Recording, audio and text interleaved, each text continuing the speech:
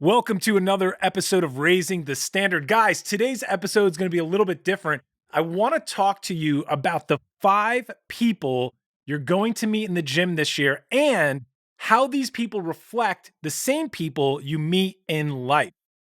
So, right now, at the time that I'm recording this, it is not quite 2023. We're about to flip over into a brand new year. And you know what that means, especially if you like working out or you do go to a gym.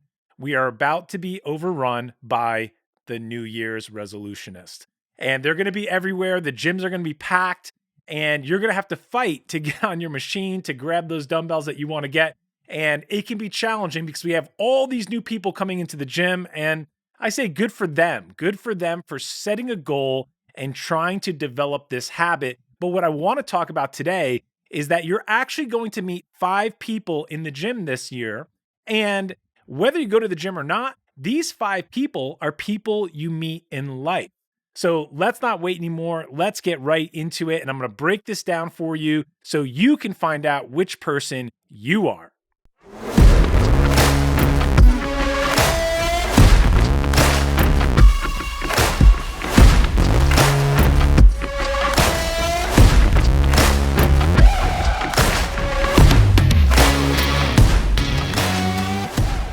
Okay, guys, welcome back. Now, before I get into the 5 people that I'm going to introduce you to today, I want to let you know the feedback has been incredible regarding the Unfair Advantage Challenge. If you've been listening to the show or if you're new here, I just created a brand new, completely free 11-day email challenge to help you unlock your unfair advantage. If you are a kingdom man, you have access to power from God, to wisdom from God, and everything you need to accomplish everything you're called to be and do, but you need to learn how to access it. And guys, I'm not exaggerating. I am getting flooded with messages as men go through the challenge, just hitting reply and telling me this is amazing.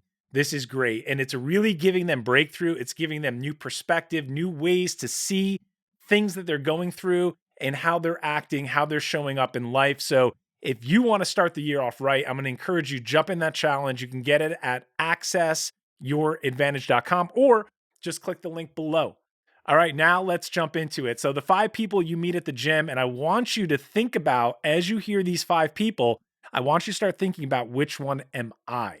Because we all line up with someone that I'm about to introduce you to. So you know that I have to start with the New Year's resolutionist. Guys, we are about to get flooded by people creating New Year's resolutions. It's just something we do where we anchor a new goal to the new year.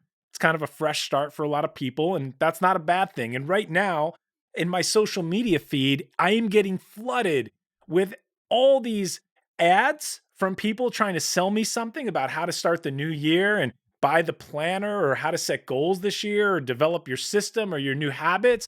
And everyone's getting on the bandwagon of what am I going to do this year to make myself grow or to make myself be different than what I did last year. Now, I admire this. I think this is great. I'm all about goals. And if you're listening to this, you have a growth mindset. You set goals for yourself as well. However, the facts are most of the New Year's resolutionists are going to give up on their commitment probably around March, maybe even earlier, some later, and there will be a few that make it all the way through. So I pulled some stats. Again, this is what we look at every year and just see what are people looking to do. So obviously, we're talking about the gym. We're talking about increasing your performance, your strength, dropping body fat, building muscle. So a lot of people for New Year set health goals. It's a time of year to say, hey, this year I want more energy management. This year I want to look better. I want to feel better. I want to perform better. So this is what I found for you guys. It looks like about 71% of people are going to say, I want to diet or I want to eat healthier. Followed by 65% of people are going to say, hey, this is the year I'm going to exercise more. And then last place here is 54% of people saying, I'm going to lose weight. So those are the goals that people are coming into the new year with. But here's the stats, guys, and the stats don't lie.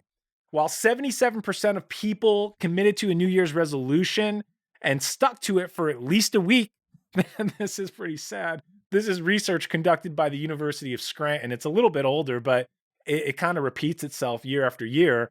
The study shows that only 8%, guys, 8% of people who made a New Year's resolution will actually fulfill those goals in a timely fashion. Wow, that's pretty sad. So I hope that's not you, but that is one of the people that you'll meet in the gym this year, or you'll see in the gym this year. All right, the next person you run into at the gym is the person who loves the status of being a member of the gym. I call these people the social club. This is the social club, maybe the social butterfly, whether you're a guy or a girl. They love to talk and they love to connect with other people and make friends at the gym. And hey, that's fine. That's not why I go to the gym. And I'm typically got my hat down and my headphones on. I'm friendly, but I'm really there to train. That's my purpose when I show up. And there's nothing wrong if you're going there and you're building camaraderie and you have friends at the gym. That's awesome too. But this group of people, they show up, they're consistent, but they're not always training hard. They don't really go all in, and they're there mostly for the connection and the social club. And I had a period in my life where I was a personal trainer in a gym, and I understand that people need that connection. And for many people, and unfortunately, most clients that go to a live personal trainer, they really want someone to speak to. And you can ask any of those trainers, they end up being like psychologists just to listen to someone, be their friend, and yes, help them get in shape and help them take steps forward in their health. So there's a group of people that are there primarily for connection first and movement second. Now, a lot of the social club, they actually show up, they're there, but they don't ever really achieve the goal they're looking for because they're too busy talking, they're resting too much, they're in these in depth conversations, and they never actually do the workout they're supposed to do. And therefore, they never hit their goal. They get sidetracked, they get distracted, and they never hit the goal that they set for themselves as they join the gym. All right, next up is the repeaters. I call these guys the repeaters because the repeaters are committed. They're in the gym all the time, every day. They're showing up. These guys are consistent. And I'm sure you know who they are as soon as I give you a little bit more description here. The repeaters, they never change. They work out, they do the same workout. In fact, they've been doing the same workout for years and years and years. They've been eating the same way for years and years and years. And guess what? You see them in the gym for years and they never look different. They never change. They never progress in their goals. It's like, I can't even tell if they work out sometimes, but they're there going through the motions.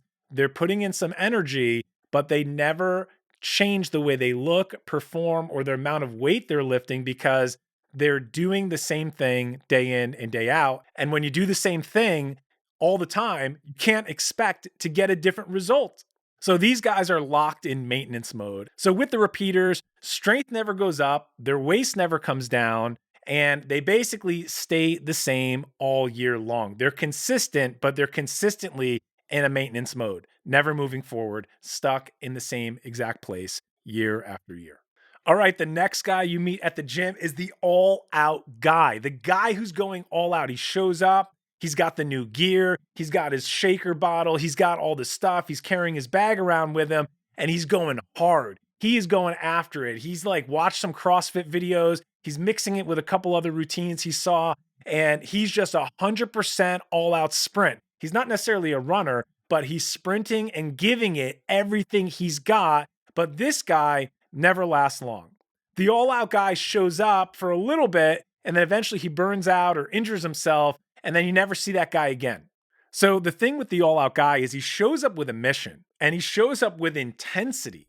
However, he's missing some critical elements, some elements of intelligence, of how to structure and design a program, of how to go through natural progressions and how to have the appropriate amount of rest. And because he's missing just a few critical steps of the equation, he ends up burning himself out. So he sprints really hard in the gym and then he crashes. This guy eventually fades out from the scene.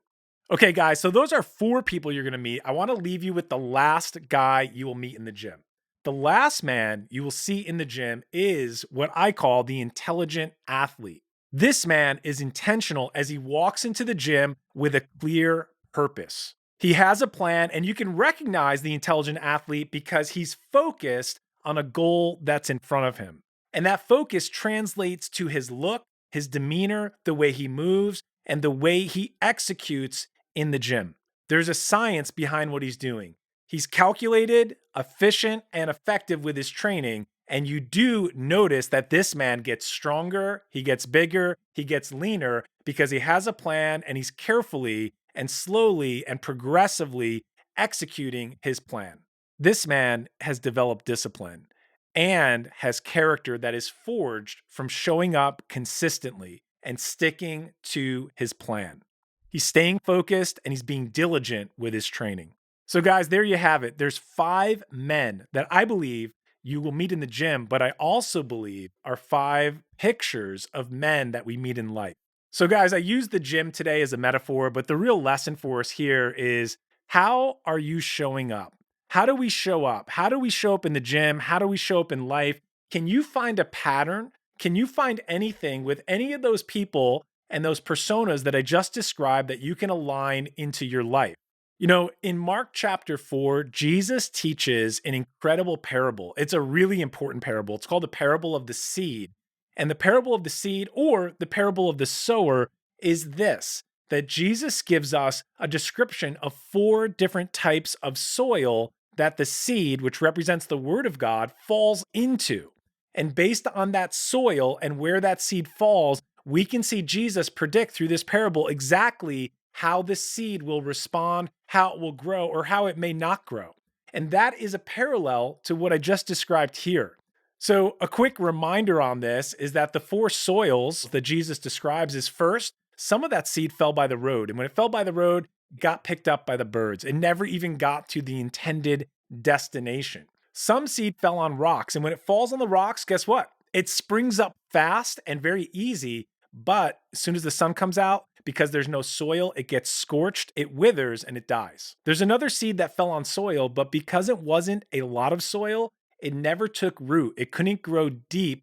And because of that, it withers up and dies. And then the last type of soil that Jesus describes is what he calls good ground. And when the seed hit good ground, it multiplies, some 30, some 60, some 100-fold in terms of that seed yielding fruit and giving the result that it was intended for.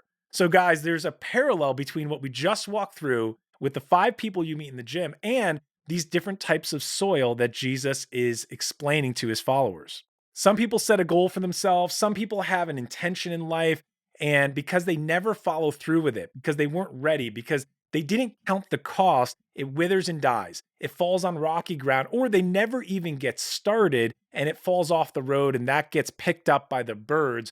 Some even never hits the ground, and because it's not in the ground, it never grows into anything. So the question before us is, which one are we? And, you know, traditionally people have always talked about the parable of the sower or the parable of the soil, explaining that this is the word of God for salvation. And it certainly can be that. But I believe it's more than that. So I'm going to give you this question to think about. After Jesus tells the parable, he actually sits down with his disciples and gives them the deeper meaning. And he says the seed represents the word of God. Now, that can obviously be about salvation, but the word of God is something we should be hearing and listening to every day in our life. What is God saying to you? Is there a word from God that he's speaking to you that you need to take action on, but that word has no place to fall? There's no ground in your heart right now where that word can implant itself. There's not a place where it can take root. It's something I want you to take note of, because this is what Jesus says about this specific parable. He says, "Do you not understand this parable? How will you understand all of the other parables?" So this parable is a key. This parable is pivotal for our understanding to unlock the rest of everything Jesus shares. So when you get a word from God, it's got to fall into good ground. And good ground means it's going to yield fruit. It's going to yield a result. So, guys, as we bring this in for a landing, I want you to think about what's going to be different this year. What is 2023 going to look for you, and how is it going to be different than last year? Some of you have some patterns, some cycles, some things that you need to shift away from and change. There needs to be something that's going to happen so you don't repeat the same year over and over again, but this year is a year that you grow. That's my prayer for you. That's what I'm believing for you. And to support you with this, I've created the Unfair Advantage email challenge. Guys, jump in this. The feedback's been phenomenal. It is above and beyond what I expected, and I know that it's going to help you kick off the new year. So what I want you to do is go to the site below, click the link, get in the challenge. There's no better way right now than to start this year with God and uncovering his plan and how you partner with that. What's your role to play, and how are you going to maximize your potential in 2023? Let's get after it. Hey guys, my name is Josh Cachadorian. I'm the author of the book, The Standard, Discovering Jesus as the Standard for Masculinity. And I just put together a brand new challenge for you, the ambitious Christian man. If you're in business, if you want to reach your full capacity, if you want to unlock your potential, I need to tell you there is an unfair advantage that is available to all Christian men, but not all access it. That's why I put together this free 11-day email challenge. Click the link below, sign up for the challenge, and you will get equipped with the knowledge, the resources, and everything you need to take your promised land and learn how to partner with your unfair advantage. Can't wait to see you in the challenge.